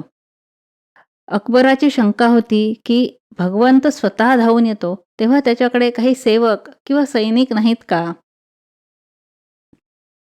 बिरबल म्हणाला की त्यालाही उत्तर सुचत नाही. पण बिरबलाला एक गोष्ट निश्चित माहिती होती की काही प्रश्नांची उत्तरं शब्दांनी देता येत नाहीत. ती घटना, प्रसंग, कृती यातून म्हणजे प्रत्यक्ष अनुभवातून मिळतात. त्यानं काही दिवस जाऊ दिले. एके दिवशी बादशहाच्या प्रिय बेगमेला म्हणजे राणीला विचारलं, किती दिवसात तुम्ही मंडळी बादशहाबरोबर जलसफरीला गेला नाहीत? बेगम म्हणाली, आठवत नाही, पण खूप दिवस झाले. बिरबल म्हणाला, उद्या पौर्णिमेची रात्र आहे. स्वच्छ चंद्रप्रकाशात आपण जलसफर करायला काय हरकत आहे? तसा हट्ट बादशहासमोर करा. तसं केल्यावर बिरबलासह बादशहाच्या परिवारातील अनेक मंडळी, नोकर इत्यादी अनेक नावातून निघाली. बादशहा बिरबलासह काही प्रिय बेगमांबरोबर एका नावेत होता. त्याला काही दिवसांपूर्वी झालेला मुलगाही त्याला सांभाळणाऱ्या दाईबरोबर होता. छान प्रवास चालू असताना अकबराचा मुलगा दाईच्या हातातून पाण्यात पडला. दाई, त्या मुलाची आई, इतर मंडळी छाती बळवून मोठ्यानं रडू लागली. इकडे अकबराने स्वतः उडी मारून मुलाला वाचवायचा प्रयत्न केला. जेव्हा त्यानं मुलाला पकडलं तेव्हा तो लज्जित झाला, कारण तो मुलगा नसून एक मेणाचा बाहुला होता. बिरबलानं सारं नाटक घडवून आणलं होतं. खरा राजकुमार सुखरूप सुरक्षित होता. भिजलेल्या, निथळत असलेल्या कपड्याने खाली मान घालून नावेत आलेल्या अकबर बादशहाला बिरबलानं प्रश्न विचारला, आम्ही सर्व मंडळी अनेक दासदासी नावेत हजर असताना आपण स्वतः पाण्यात उडी मारून मुलाला वाचवायचा प्रयत्न का केलात? यावर बादशहा काहीसा रागावून म्हणाला, मी स्वतः उडी मारली कारण तो माझा मुलगा होता. यावर शांतपणे बिरबल म्हणाला, आम्ही सर्व भगवंताची लेकरच आहोत. म्हणून भगवंत भक्तांचं, त्याच्याच मुलांचं रक्षण जातीनं हजर राहून करतो. अकबर बादशहाला त्याच्या प्रश्नाचं उत्तर स्वानुभवातूनच मिळालं होतं. आपण नीट विचार केला तर आपल्या लक्षात येईल, मी हे करीन, ते करीन असं नुसतं म्हणून आपल्या मनासारखं घडत नाही. आपल्याला हवं ते मिळत नाही. नको ते हटकून वाट्याला येतं. घरातले संबंध, कार्यक्षेत्रातील व्यक्तींचं वर्तन, मुलं, विद्यार्थी, अनुयायी, हे पालक, शिक्षक, नेते यांचा पदोपदी करीत असलेला आज्ञाभंग, सर्व प्रकारे दक्षता घेऊनही व्यवसायात मिळालेलं अपयश, या साऱ्या अनुभवांचा एकच अर्थ म्हणजे मी करता आहे या भावनेला काहीही अर्थ नाही. असा कोणता तरी एक घटक असतो ज्याला इंग्रजीत एक्स फॅक्टर असं म्हणतात. तो आपल्या जीवनावर प्रभाव पाडून असतो. गीतेत भगवंत कोणतंही कार्य सिद्धीस जाण्यासाठी 5 घटक महत्त्वाचे आहेत हे ठासून सांगतात. पंचैतानि महाबाहो कारणानि निबोध मे, अधिष्ठानं तथा कर्ता करणंच पृथक्विधम्, विविधाश्च पृथक् चेष्टा दैवं चैवात्र पंचमम्. पहिला घटक असतो अनुष्ठान म्हणजे पाया किंवा कार्य करण्यासाठी आवश्यक ती जागा किंवा स्थान. दुसरा घटक अर्थातच कर्ता म्हणजे कार्य करणारी व्यक्ती. तिसरा घटक आहे करण म्हणजे साधन. कुठलंही काम असो ते करण्यासाठी साधनांची आवश्यकता असते. उदाहरणार्थ पूजा करताना आरतीसाठी निरांजन, तबक, घंटा इत्यादी गोष्टी लागतात हे सहज पटतं. पण प्रदक्षिणा, नमस्कार यासाठी आपल्या देहाच्या साधनाची आवश्यकता असते. अगदी मंत्र म्हणण्यासाठीही कंठ, तोंडातील जीभ, दात, ओठ यांची गरज असते. साधनं असल्याशिवाय साधना अशक्य आहे. ध्यान, समाधी यासाठीही देह, मन, श्वास यांची आवश्यकता असतेच. विचार करण्यासारखी गोष्ट आहे ही. चौथा घटक सांगितलाय पृथक्विधा चेष्टा, म्हणजे निरनिराळ्या प्रकारचे प्रयत्न तसेच प्रयोगसुद्धा. कार्य करण्यासाठी प्रत्यक्ष प्रयत्न केलेच पाहिजेत. अगदी डोळ्यांना न दिसणारे जंतूसुद्धा जिवंत राहण्यासाठी कोणती न कोणती क्रिया करतच असतात. क्रियेशिवाय कार्य किंवा कृती अशक्य गोष्ट आहे. हे सारे घटक व्यवस्थित असले तरी जर पाचवा घटक अनुकूल नसेल तर अपेक्षेनुसार कार्य घडत नाही.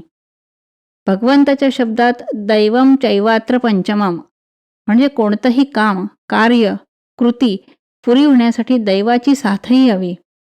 हे दैव म्हणजे केवळ नशीब, भाग्य नव्हे तर नियती नावाची कोणाच्याही हातात नसलेली सर्व कार्य घडवणारी शक्ती. यालाच कुणी दैव मानतात तर कुणी प्रारब्ध म्हणतात. भक्त मात्र फार विचार न करता देवाची भक्ती, संकटात परमेश्वराचा धावा आर्तपणे करत राहतो. आर्तता जितकी अधिक तितका देव लवकर धावून येतो.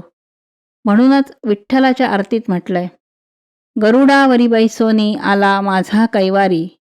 अगदी खरंय हे.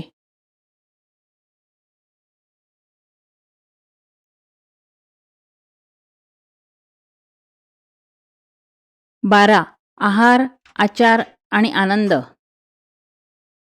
साधू संत येती घरा तोची दिवाळी दसरा हा सगळ्यांचा अनुभव असतो. पुराणात सुद्धा नारद, सनत, सनक, सनंदन, सनातन हे ब्रह्मकुमार, ऋषी, मुनी इत्यादी मंडळींचे आगमन झाल्यावर सर्वांना आनंद होत असे. प्रत्यक्ष देव, दानव, मानव यांचे राजेसुद्धा उठून उभे राहून त्यांना अभिवादन करीत, त्यांना उच्चासन देत असत. कारण अशी तपस्वी, निस्पृह म्हणजे कोणतीही इच्छा अपेक्षा नसलेली मंडळी आपल्याकडे येणं हा शुभशकून समजला जाई.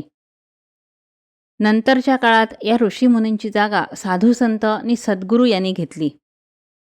एकदा एका श्रीमंत शेठजीच्या घरी त्यांच्या सद्गुरूंचं आगमन झालं. घरातील सर्व मंडळींनी गुरुदेवांकडून दीक्षा घेतली होती. सर्वांना आनंदानं आकाश ठेंगणं वाटू लागलं. यावे यावे गुरुदेवा म्हणून साऱ्यांनी त्यांच्या पायावर डोकं ठेवून साष्टांग नमस्कार केला. गुरुदेवांचा आवाज घनगंभीर होता, आकाशवाणीसारखा. ते म्हणाले, वत्सा, मी फक्त एकच रात्र तुझ्याकडे राहायला आलोय. उद्या मी पुढच्या प्रवासाला निघेन. यावेळी मी एकटाच आलोय. सारे शिष्य आश्रमात आहेत.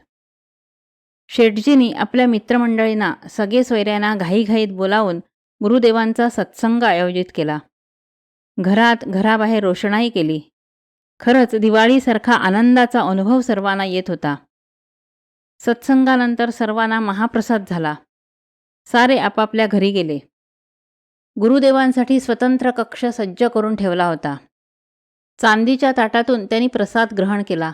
वाट्या, भांडं, तांब्या सारं चांदीचं होतं. आपल्या व्रतानुसार गुरुदेवांनी सारी भांडी स्वतः धुतली आणि खोलीतच वाळत घातली. घरातील साऱ्या मंडळींची, अगदी नोकर चाकरांचीही गुरुदेवांनी आस्थेनं चौकशी केली. इतक्या दिवसांनी आल्यावर सुद्धा पूज्य गुरुदेवांना सर्वांची नावं, कौटुंबिक परिस्थिती स्मरणात कशी याचं सर्वांना नवल वाटलं आणि सारे त्यांच्या चरणी लीन झाले. थोड्याशा आशीर्वचनानंतर सारे झोपायला गेले. का कुणास ठाऊक, पण एरवी पडल्या पडल्या योगनिद्रेत लीन होणारे गुरुदेव त्या रात्री अस्वस्थ झाले. सारखे कुशी बदलत होते, पण झोप येण्याची चिन्ह नव्हती. चित्रविचित्र विचारांचं वादळ त्यांच्या मनात घोंगावत होतं. शेवटी पहाट होण्यापूर्वी ते उठले. दिव्याच्या प्रकाशात त्यांना आदले रात्री वाळत घातलेली चांदीची भांडी दिसली. घरातलं कुणीही उठलं नव्हतं. ती भांडी चोरण्याची प्रबळ इच्छा त्यांच्या मनात निर्माण झाली. त्यांनी ती सारी भांडी आपल्या झोळीत घातली. हळूच दार उघडलं आणि झपाझप पावलं टाकत ते दूर निघून गेले. इकडे शेठजी उठून पाहतात तो गुरुदेव नाहीत. आश्चर्य वाटून त्यांनी पत्नीला उठवलं.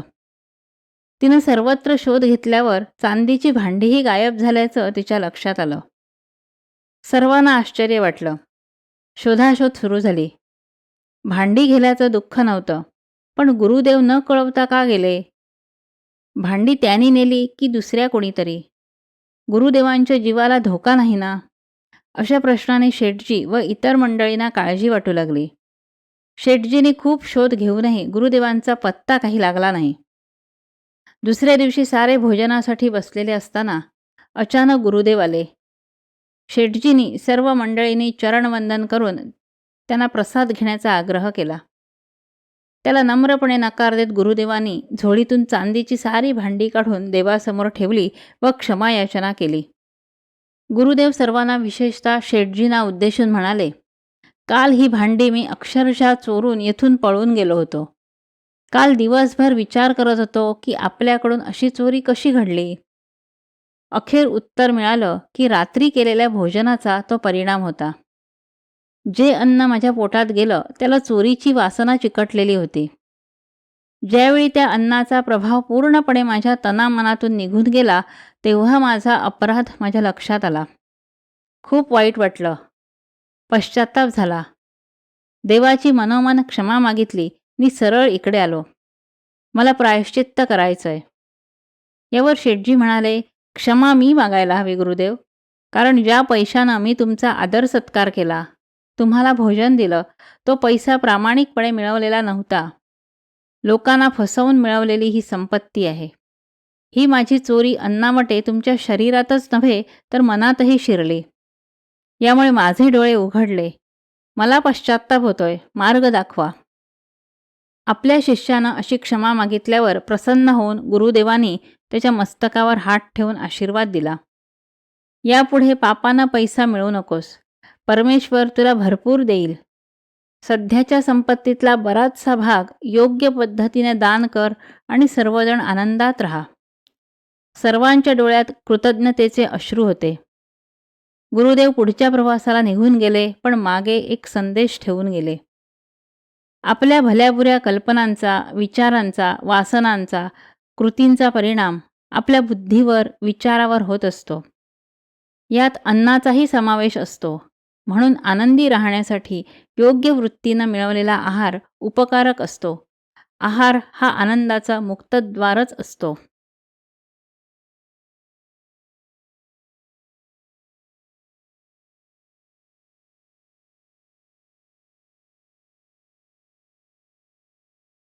तेरा आनंदाच्या डोहाचा अनुभव.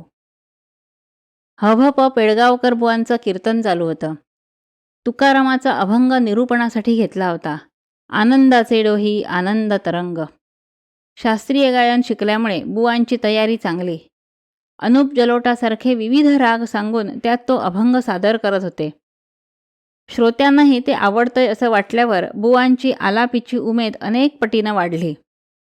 सारे श्रोते संगीताच्या लाटावर हेलकावत होते. काही जाणते श्रोते कुजबुजू लागले. ही भजनाची मैफल आहे का? सादरीकरण चांगलं होतंय, पण तुकाराम बुवांच्या अभंगात व्यक्त झालेल्या अनुभवाचा आदर राखला जात नाहीये. तसं पाहायला गेलं तर तुकाराम बुवा रोज कीर्तन करणारे बुवा होते. फक्त नावाच्या आधी हभप लावत नव्हते, कारण असं बिरुद किंवा पदवी लावण्याची त्यांना गरज नव्हती.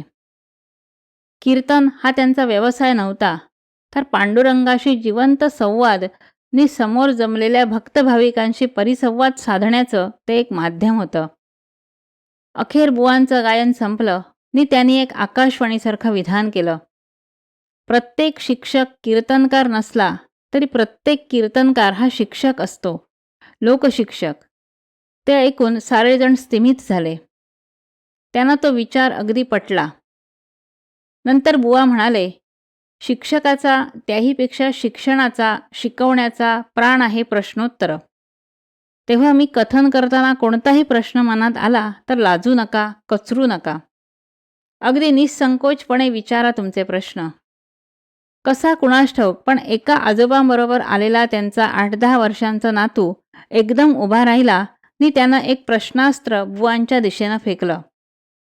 बाबा, पण त्याला पुढे बोलू देण्याआधी कीर्तनकार गरजले. मी बाबा नाही, बुवा आहे बुवा. यावर काहीसा कावराबावरा होऊन अक्षय आजोबांसारखं म्हणाला, बरं बुवा, बाबा नव्हे बुवा. तर बुवा, डोह म्हणजे काय हो? अरे एवढं सुद्धा कळत नाही. डोह म्हणजे डोह, आनंदाचा डोह. अक्षयला काही कळलं नाही, पण बुवांचा अवतार पाहून मान हलवून तो खाली बसला. काही श्रोते हसले. उघड आहे, हभप पेडगावकर बुवांना स्वतःला आनंदाचा अनुभव नव्हता. तुकारामाचा स्वानुभव ते फक्त सांगत होते.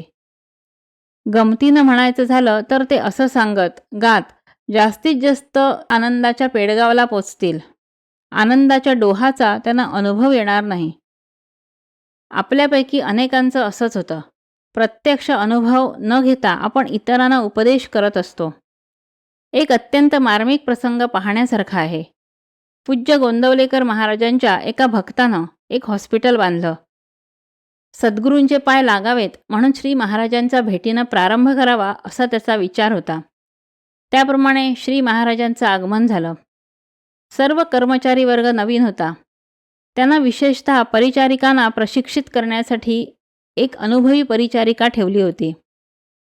त्यांच्यावर श्री महाराजांना संपूर्ण इस्पितळ दाखवण्याची जबाबदारी दिली होती. श्री महाराज अनेक गोष्टींबद्दल जिज्ञासेनं प्रश्न विचारत होते. त्याचबरोबर ते मेट्रनबाईंच्या जीवनाबद्दलही विचारत होते. तिनं सांगितलं की तिला 20 वर्षांचा अनुभव आहे. ती मोठ्या सरकारी रुग्णालयात कामाला होती. रोज सरासरी 10 प्रसूती तिथं होत असत. त्यातली एक तरी अवघड असे. बाळाला वाचवावं की आईला, असा प्रश्न अनेकदा पडायचा. वैयक्तिक जीवनात मेट्रनबाई अविवाहित होत्या. त्यामुळे मूलबाळ नव्हतंच. श्री महाराज शांतपणे सारं ऐकत होते नि पाहत होते.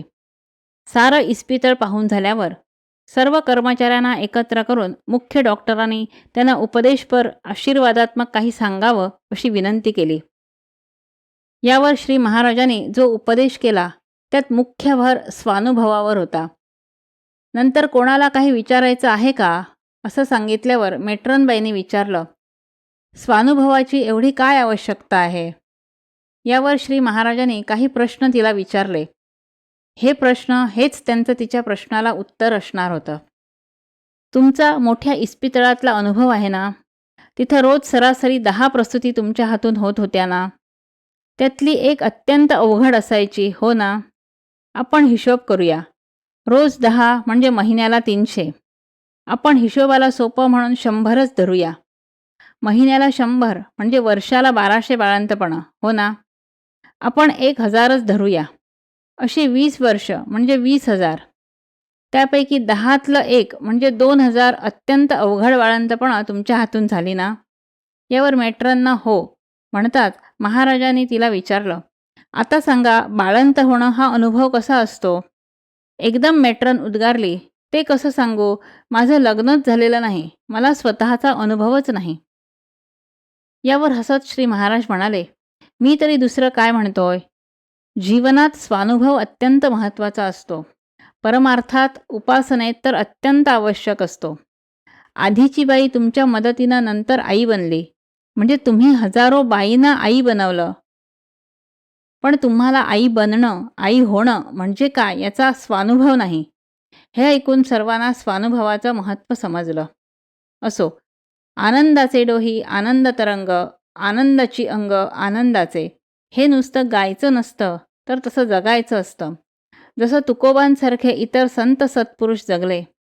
त्या शक्तीला समर्पण, तिला अनन्य शरण नि तिचं अखंड स्मरण ही त्रिसूत्री आनंदाची गुरुकिल्ली आहे.